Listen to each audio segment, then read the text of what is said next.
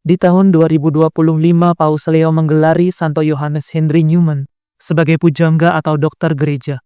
Beliau adalah salah satu dari sedikit pribadi yang mendapat gelar pujangga gereja, sebuah pengakuan tertinggi dalam gereja Katolik bagi mereka yang pengajaran imannya, kekudusan hidupnya, dan pengaruhnya tetap relevan sepanjang zaman. Hingga tahun 2025, hanya ada 37 orang yang menyandang gelar ini, dan Henry Newman termasuk di dalamnya, sejajar dengan tokoh-tokoh besar seperti Santo Agustinus, Santa Teresia Avila, Santa Katarina, dan Santa Teresia dari kanak-kanak Yesus.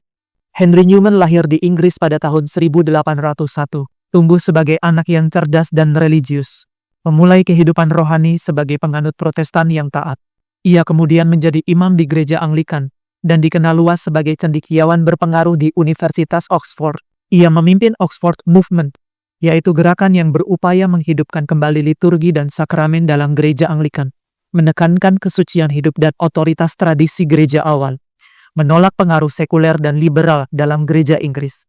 Namun semakin ia mendalami sejarah gereja, khususnya melalui tulisan para bapak gereja seperti Santo Agustinus dan Santo Athanasius, serta dokumen konsili-konsili awal, Henry Newman menemukan bahwa warisan iman yang dijaga gereja Katolik lebih sesuai dengan iman para rasul. Henry Newman mulai ragu terhadap klaim gereja Anglikan bahwa mereka adalah jembatan tengah antara Katolik dan Protestan.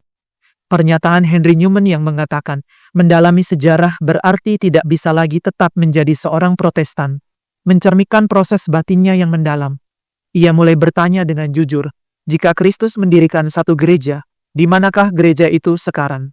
Pada tahun 1842, Henry Newman memilih menjauh dari keramaian dan tinggal di Littlemore. Selama 3 tahun, dalam keheningan ia bergulat dengan doa, tulisan, dan refleksi. Ia menghadapi pergumulan besar karena sangat mencintai gereja Anglikan. Namun ia sadar bahwa kesetiaan pada kebenaran menuntut keberanian. Saya mencintai gereja Anglikan, tetapi saya mencintai kebenaran lebih daripada kenyamanan. Akhirnya pada tahun 1845, Henry Newman resmi menjadi Katolik. Ia meninggalkan jabatan dan pengaruhnya demi kebenaran yang diyakininya. Setelah ditabiskan menjadi imam Katolik, ia melayani dengan kerendahan hati dan menghasilkan karya-karya penting. Karyanya yang berjudul Sebuah Esai tentang Perkembangan Ajaran Kristen sangat berpengaruh, menjelaskan bagaimana ajaran gereja bisa berkembang tanpa mengkhianati wahyu Kristus. Ia menjelaskan bahwa ajaran iman tidak statis seperti batu, tetapi hidup seperti pohon yang tumbuh dari benih. Benih itu adalah wahyu asli dari Kristus. Seiring waktu, benih itu berkembang menjadi doktrin yang lebih jelas dan sistematis. Ia menegaskan bahwa perkembangan doktrin bukan berarti penyimpangan dari ajaran Yesus, tetapi justru menggali lebih dalam dan menjelaskan kebenaran yang sudah ada sejak awal. Ia memberi contoh ajaran-ajaran yang berkembang secara sah seperti dogma Trinitas, peran Maria dalam keselamatan, pengakuan dosa kepada imam. Menurut Henry Newman, ajaran-ajaran ini tidak ditemukan secara eksplisit dalam Alkitab seperti sebuah daftar, tetapi berakar kuat dalam iman para rasul dan secara bertahap dijelaskan oleh gereja. Henry Newman percaya bahwa akal budi dan iman tidak bertentangan, tetapi justru saling melengkapi.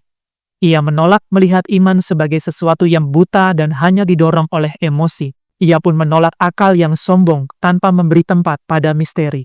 Pertobatannya adalah ketaatan radikal pada kebenaran. Sebagai respon atas tuduhan publik yang mengatakan bahwa ia tidak jujur dan punya motif tersembunyi saat pindah menjadi Katolik, Henry Newman menulis sebuah buku, dan buku ini menjadi kesaksian hati, perjalanan intelektual, dan pembelaan iman. Semua ditulis dengan kedalaman spiritual dan kejujuran yang jarang ditemukan.